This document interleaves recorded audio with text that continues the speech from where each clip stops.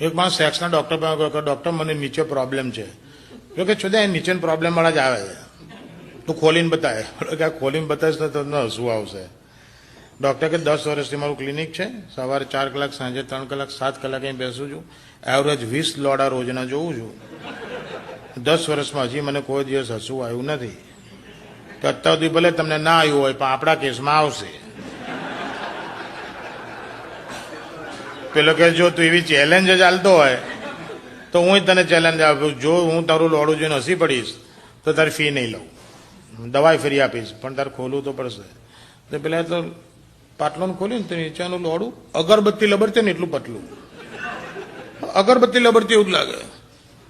તો ડોક્ટર હસી પડી, જોતા તો હસાઈ દીધો કે હવે ચાલ આ તો જોઈ લીધું, પણ તને પ્રોબ્લેમ શું છે એ કે.